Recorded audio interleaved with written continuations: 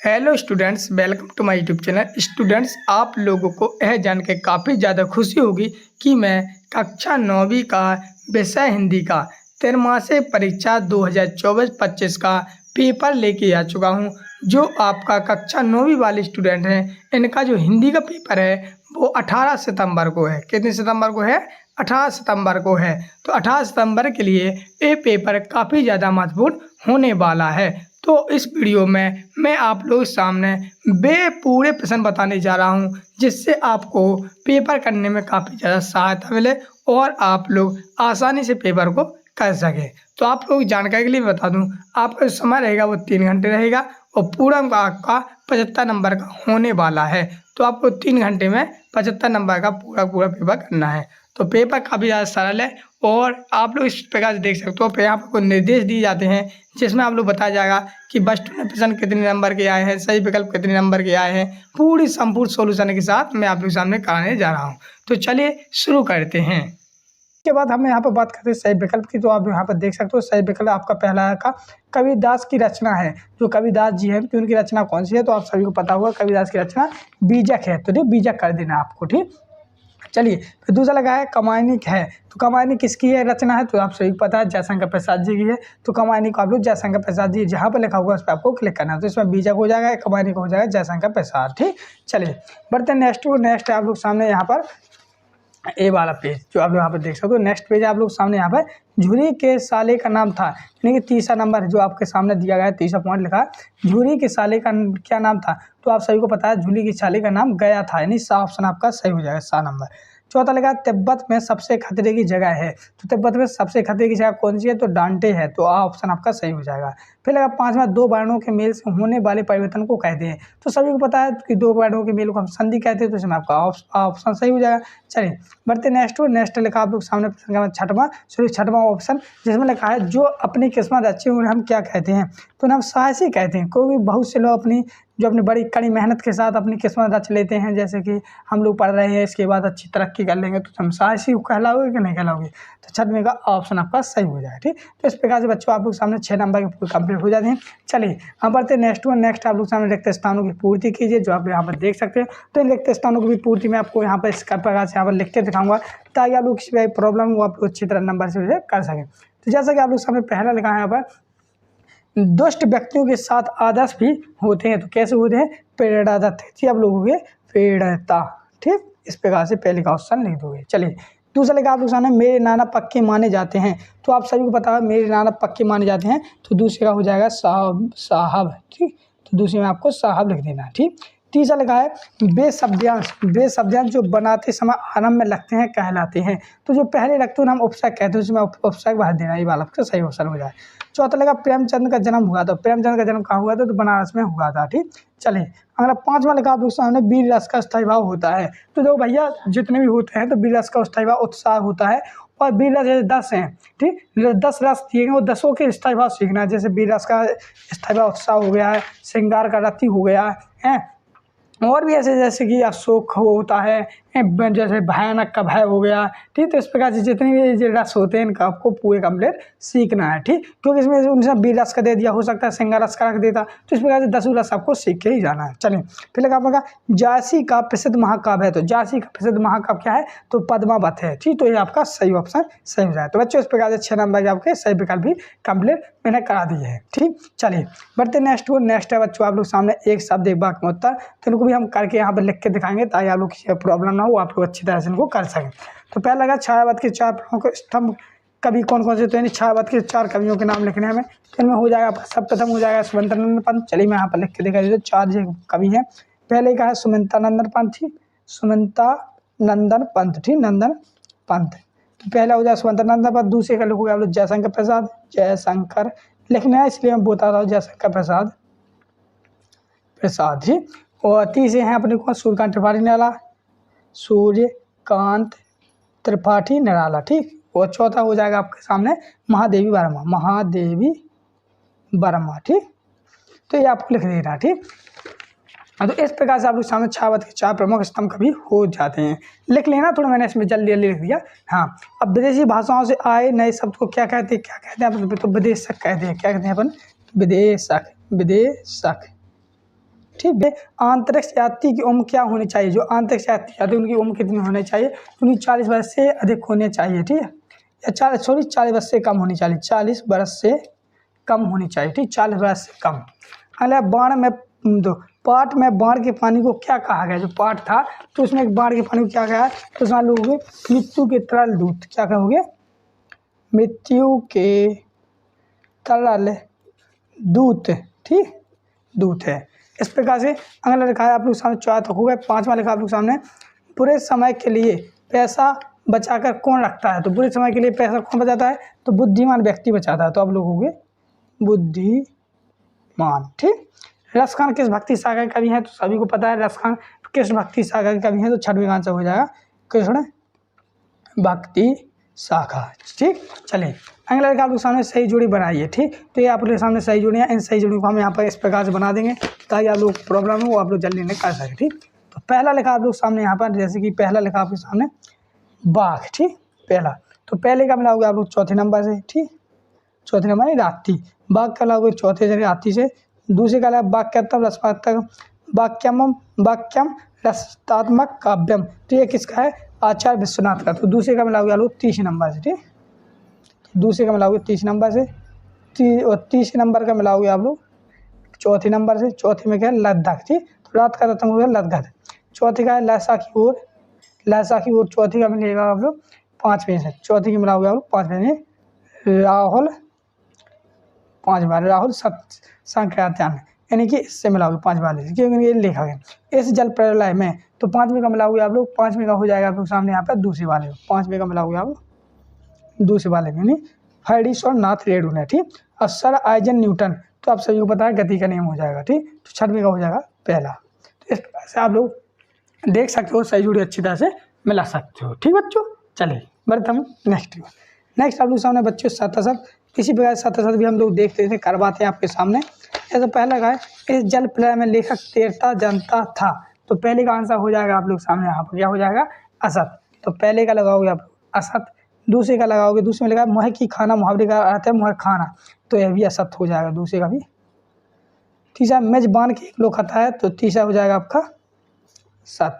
चौथा लिखा है राम भक्ति शाखा के प्रमुख कवि सूरदास हैं, तो तीसरे का हो जाएगा सत, चौथे का हो जाएगा असत, चौथे का असत, ठीक। राम भक्ति शाखा के प्रमुख कवि सूरदास नहीं है, तुलसीदास जी हैं। महाकाव्य में एक ही सरग होता है, 5वें का हो जाएगा असत, महाकाव्य में अनेक सरग होते थे। हेलन केयर परिस्थितियों नहीं मानती हैं, तो ये भी सत हो जाएगा, 6वें का हो जाएगा सत। तो इस प्रकार से आप लोग सामने 7 भी कंप्लीट हो जाते हैं। फिर बच्चों आप लोग भी अपने हिसाब से देख सकते हो, मिला भी सकते हो, ठीक। चलिए बढ़ते हम लोग नेक्स्ट बच्चों आप लोग सामने यहाँ पर प्रश्न उत्तर जो आप लोग यहाँ पर देख सकते हो। तो बच्चों मैंने प्रश्न उत्तर भी लेके आया हूँ ताकि आप लोगों को कहीं भटकने की जरूरत ना पड़े, वो आप लोगों से अच्छी तरह से कर सके, ठीक। बच्चों आप लोग वीडियो पूरा कंप्लीट देखना है लास्ट तक, क्योंकि लास्ट में मैंने आप लोगों को एक और ट्रिक बताई है कि आप लोग किस तरह से अच्छे नंबर से पास हो सकते हो, ठीक, वो भी बिना पढ़े लिखे, ठीक। थोड़ा बहुत पढ़ना पड़ेगा, ऐसे तो नहीं कह सकते कि बिना पढ़े लिखे, थोड़ा बहुत मैं ट्रिक बताऊंगा, ट्रिक के अनुसार समझोगे पढ़ोगे तो आप पास हो जाओ, ठीक। चलिए तो हम लोग क्वेश्चन समझते हैं। प्रश्न नंबर 6वां, तो 6वां पर क्वेश्चन लिखा आप लोग सामने, अंतरिक्ष यात्री कौन होते हैं। तो चलिए हम आंसर दिखा देते हैं आपको, क्योंकि मैंने आप लोगों के लिए बहुत ही मोस्टिंग बनाई है, बहुत मोस्ट करके मैंने छांट के लिखी है, क्योंकि तब लोग आप लोगों के लिए प्रॉब्लम ना हो। आप लोग देखो अंतरिक्ष यात्री कौन होते हैं, तो इसका आंसर आप लोगों को आता ही होगा, आंसर नहीं आता है आंसर तो आप लोग सीख सकते हो। खगोल यात्री का, तो खगोल यात्री या अंतरिक्ष यात्री या खगोल बाज ऐसे व्यक्तियों को कहते हैं जो पृथ्वी के वायुमंडल से ऊपर जाकर अंतरिक्ष में प्रवेश करते हैं, ठीक। तो अंतरिक्ष जो अपने मतलब धरती पर रहते, जो वायुमंडल में रहते लोग, वे जब खगोल माध्यम से अंतरिक्ष में जाते हैं तो हम अंतरिक्ष यात्री कहने लगते हैं। जैसे कि अभी हाल में चंद्रयान 2 गया, तो इसमें मतलब कि आदमी तो नहीं गए हैं, मान लो कल्पना चावला गई थी, तो अंतरिक्ष यात्री थी, ठीक। तो इस प्रकार से आपके 6वें का आंसर हो जाएगा। चलिए अब देखते हैं हम लोग अगला प्रश्न आप लोग सामने, जो 6वें का, अथवा मासिक वेतन को पूर्ण मासिक चांद क्यों कहा जाता है। मैं अथवा इसलिए बता रहा हूँ, करना तो आपको दो में से कोई एक, ठीक। चाहे तो आप लोग प्रश्न नंबर 6वां भी कर सकते हो, चाहे अथवा वाला भी कर सकते हो, दो में से एक कोई करना है। तो मैंने एक करके दिखा दिया, फिर मैं आपको अथवा वाला भी सिखा देता हूँ ताकि आप लोग के सामने अगर पेपर में यह भी पूछ लिया जाए तो आप लोग इसका आंसर अच्छी तरह से लिख सकते हो, ठीक। तो देखिए इसका आंसर ये रहा, आप लोग सामने मैं पढ़ के भी दिखाऊंगा। इसका आंसर आप लोग सामने ये रहेगा, एक मिनट बच्चों, हाँ। प्रश्न के बाद 6वें का अथवा है, मासिक वेतन को पूर्ण मासिक का चांद कहा गया है क्योंकि वह महीने में एक दिन दिखाई देता है और घटते घटते विलुप्त हो जाता है। तो ये आपको एक सामने प्रश्न का 6वें का अथवा हो जाता है। चलिए पढ़ते नेक्स्ट वन। नेक्स्ट प्रश्न के बाद 7वां जिसमें लगा है पेड़ पौधे हमारे लिए किस प्रकार फायदेमंद है, अपने शब्दों में लिखिए। तो चलिए हम अपने शब्दों में लिखते हैं। तो आप लोग अपने मन से भी बना सकते हो, इसका आंसर बहुत सरल है, क्योंकि पेड़ पौधे से हमारे लिए क्या फायदेमंद है बताइए। तो सब बताओ आप लोगों ने सुना होगा पेड़ पौधे हमारे लिए तो बहुत ही फायदेमंद है। देखो हमें लकड़ी प्राप्त होती है, ऑक्सीजन प्राप्त होती है, फल प्राप्त होते हैं। तो इस प्रकार से लिख सकते हो। फिर भी मैंने यहाँ पर आपकी किताबी भाषा में लिखा है वातावरण को शुद्ध रखने और संतुलन बनाए रखने में पेड़ पौधे अहम भूमिका निभाते हैं। ये मिट्टी का कटाव रोकते हैं और नमी बनाए रखते हैं। तो दो भाई सब है फायदे लिखने पर, उनको पेड़ पौधे से क्या क्या फायदे हैं वो आप लोग इसको सीखने की जरूरत है। इसको आप मन से भी लिख सकते हो। ठीक, चलिए अगला प्रश्न देखते हैं हम लोग। तो हाँ, अगला प्रश्न आप लोग सामने अथवा दिए गए शब्दों को कविता बना कर लिखिए। तो इनकी आप लोग कविता बनानी है और आप लोग को वो लिख सकते हो। ठीक, तो इसका अथवा वाला हो जाता है, 7वें का हो जाएगा अथवा वाला। इस प्रकार से इसमें दो ये सब दिए गए हैं, इन्हीं पर आप लोग कविता बनाना चाहो तो बना सकते हो। देखो सभी जानवर चले जंगल की ओर, पहाड़ के किनारे बनाए सुंदर घर, पेड़ लगाए कई सारे तालाब के किनारे। तो इस प्रकार से देखो सभी ये शब्द आ गए हैं हमारे, जैसे जानवर आ गए, देखो जंगल आ गया। तो इस प्रकार से आप लोग पूरे शब्दों कहने से कहानी बना दी मैंने, तो आप लोग भी बना सकते हो। चलिए अगला प्रश्न नंबर 8वां जिसमें लिखा निम्नलिखित शब्दों की संधि विकसित करना है। तो संधि विकसित करना बहुत ही सरल है भैया, क्योंकि इसमें संधि विकसित इस प्रकार से कर सकते हैं। जैसे कि लगा आप लोग सामने पहले का, तो इसमें तथा एव लिखा, देखो मैं यहाँ पर दिखा देता हूँ। हाँ, ये तथा एव लगा, तथा एव तो लिखा हो जाएगा संधि विकसित तथेव, और यहाँ पर पो प्लस अक लिखा तो पावक। ठीक, तो इस प्रकार से संधि विकसित की निम्नलिखित शब्दों संधि लिखीजिए। तो ये संधि विकसित है, इसकी हमने संधि बनाई, तो इस प्रकार से संधि आ गई है। ठीक, चलिए अगला आप लोग सामने इसका अथवा वाला निम्नलिखित शब्दों का विलोम शब्द आइए। तो विलोम माना उल्टा, तो ईमानदार का क्या होगा बेईमान, हानि का क्या होगा लाभ। तो जो चा बच्चा सहल है देखो इसका है, तो इस प्रकार से आप किस बना सकते हो, बहुत ही विलोम शब्द है। ठीक है, चाहे यहाँ पे ईमानदार, यहाँ पे ऐसा भी रख सकते हो अमीर का गरीब, छोटा का बड़ा, इस प्रकार विलोम शब्द है, कहीं कभी आ सकता है। ठीक है, अच्छे विलोम शब्द बहुत सरल होते हैं। अब भक्ति काल को स्वयोग काल क्यों कहा जाता है। ठीक, चलिए प्रश्न नंबर 9 देख लेते हैं हम लोग, भक्ति काल को स्वयोग काल क्यों कहा जाता है। चलिए इसका आंसर ये रहा आप लोग सामने, बहुत ही सरल है, एक बार समझ लीजिए। तो बच्चों आंसर ये रहा, आप वो वाला प्रश्न नंबर 9 का उत्तर आधुनिक काल का व्यापक एवं दैविक एवं वैधिक बनाइए। वैधिक पूर्ण सहत अनुभूति की गहनता एवं भाव प्रवाह की दृष्टि हो गया से भी भक्तिकालीन साहित्य के समक्ष नहीं हो सकता है। इसी विशेषता को देखते हुए विद्वानों ने भक्ति काल को हिंदी साहित्य का स्वरूप कहा है। तो इस प्रकार से आप लोग सामने प्रश्न के बाद 9वें का उत्तर हो जाता है। तो इस प्रकार से दो में से कोई एक करना चाहे, 9वें कर लेना चाहे अथवा वाला।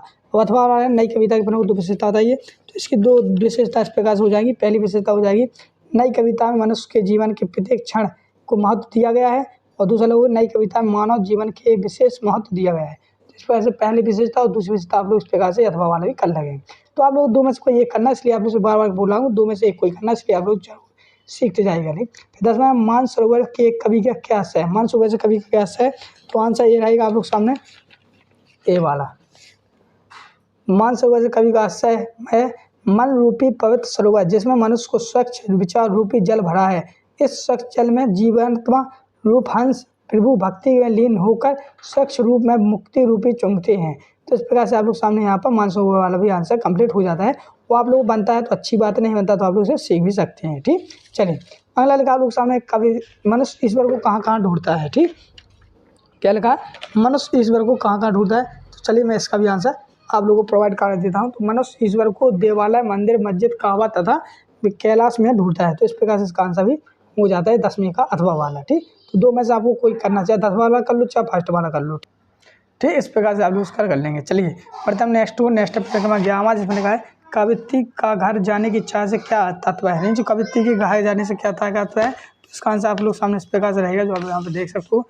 इसका आंसर यह रहा कवित्ती का घर जाने की इच्छा से तथा प्रभु से मिलन है, उसके अनुसार जहाँ प्रभु है वही उसका वास्तविक घर है। तो इस प्रकार से ज्ञान का आंसर हो जाता है। प्रश्न के बाद ज्ञान का अथवा वाला। ठीक, चलिए अथवा वाला भी देखते हैं ज्ञानी से कवित्ती का क्या अभिप्राय है। ठीक, तो ज्ञानी से कवित्ती का क्या अभिप्राय है, तो अथवा वाले भी दिखा देते हैं। क्योंकि मैं अथवा वाला वो इसलिए बता रहा हूँ ताकि आप लोगों को कन्फ्यूजन ना हो, आप लोग दोनों सीख जाएं। आप लोग वीडियो को रोक के लिखते जाइएगा।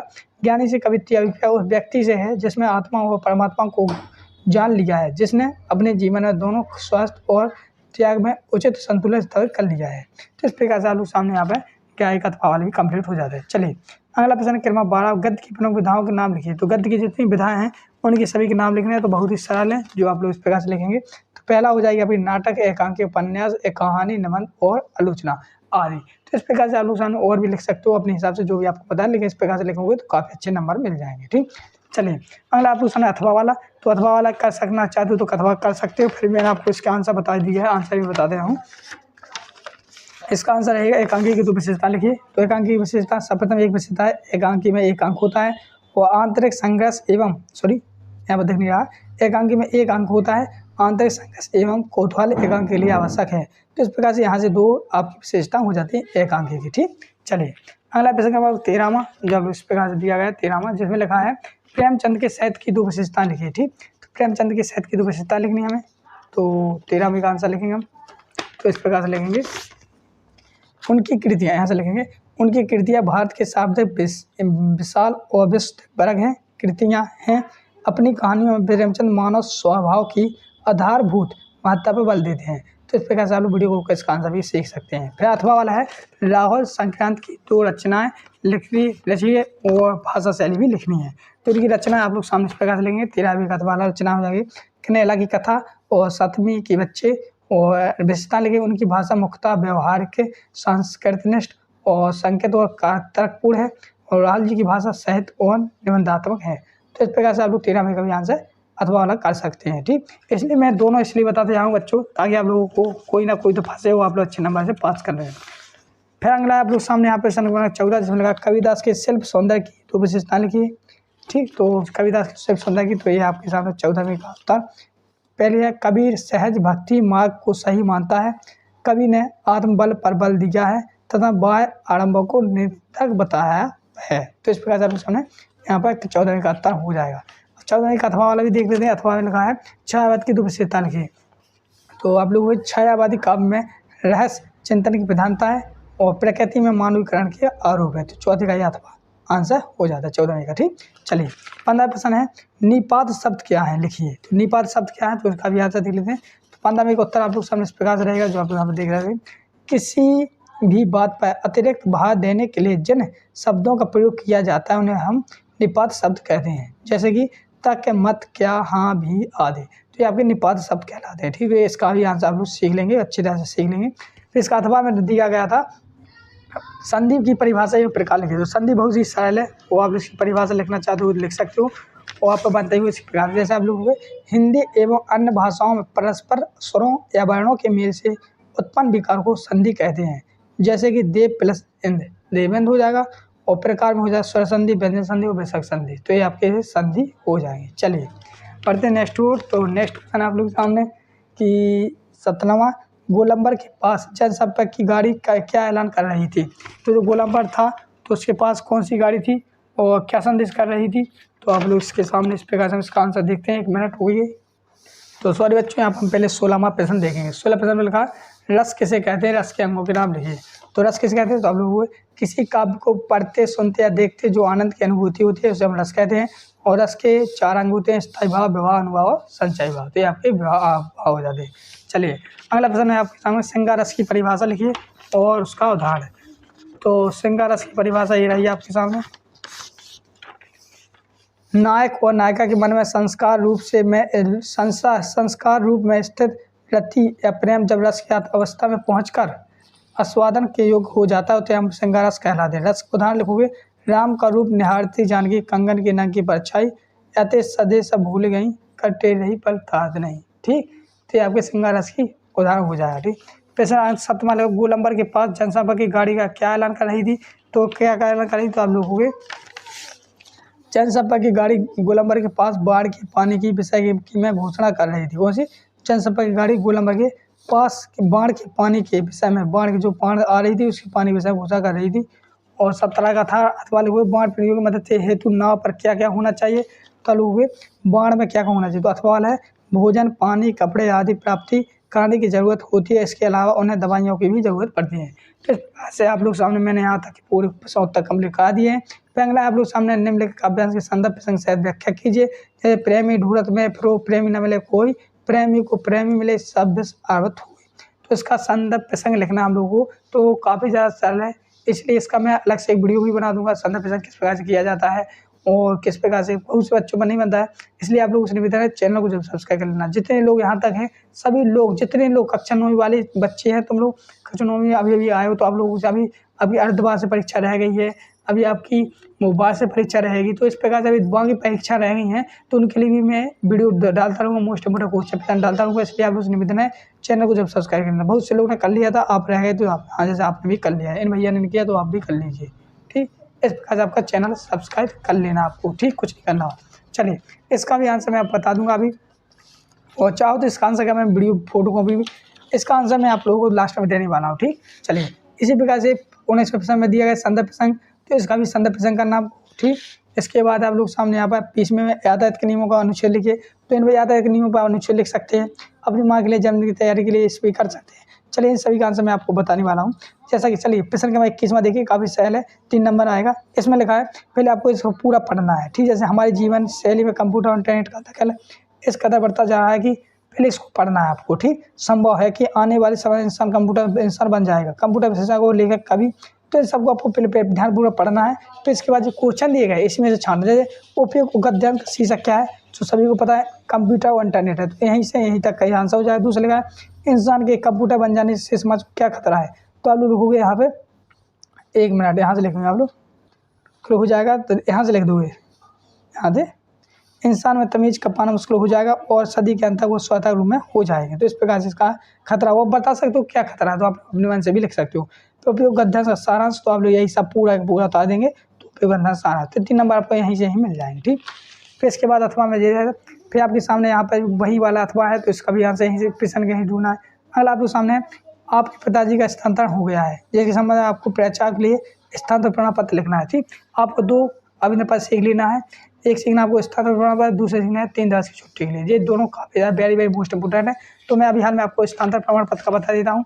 तो आप लोग सर्वप्रथम लिखेंगे सेवा में, फिर लिखेंगे श्रीमान प्राचार्य महोदय जी, शासकीय हाई स्कूल ग्वालियर, जो आपके स्कूल का नाम है वो लिखेंगे। विषय में लिखेंगे स्थानांतरण प्रमाण पत्र 2 आवेदन पत्र। ठीक, फिर लिखेंगे महोदय जी, सविनय निवेदन है कि मैं कक्षा 9वीं का छात्र हूँ, जो भी कक्षा की 9वीं को, तो 9वीं का छात्र हूँ। मेरा नाम कुछ भी, या मेरा नाम आकाश है। मेरे पिताजी का स्थानांतरण यहाँ से इंदौर हो गया है, जिस कारण से मैं आपके विद्यालय में नियमित रूप से अध्ययन करने में असमर्थ हूँ। अतः महोदय जी से निवेदन है कि मुझे स्थानांतरण प्रमाण पत्र देने की कृपा करें, ताकि मैं उस विद्यालय में नियमित रूप से अध्ययन कर सकूँ। यहाँ पर आपको धन्यवाद लिख देना, यहाँ पर लिखना आपका आज्ञाकारी सदस्य, नाम लिखना है, कक्षा लिखना, पिता का नाम, रोल नंबर। तो ये सब आपको कंप्लीट कर देना है। इस प्रकार से आपके सामने स्थानांतरण प्रमाण पत्र पूरा मैंने बता दिया, जो 4 नंबर में आने वाला है। चलिए, अब मैं निबंध की बात करती हूँ, तो निबंध आप लोगों को 4 नंबर में आएगा, जिसमें आपको विज्ञान के चमत्कार पर, या पर्यावरण प्रदूषण पर, या मेरा प्रिय खेल, या स्वच्छ भारत। तो अधिकांशतः पर्यावरण प्रदूषण पर और विज्ञान के चमत्कार पर ज़्यादा रहता है, तो इसलिए आपको ये निबंध सीखना है। और नहीं बनता है तो आप लोग कुछ नहीं करना, डिस्क्रिप्शन में टेलीग्राम ग्रुप की लिंक दी है, टेलीग्राम ग्रुप को जरूर ज्वाइन कर लेना, वहाँ पर मैं इसका PDF डाल दूँगा, और चैनल को जरूर सब्सक्राइब कर लेना।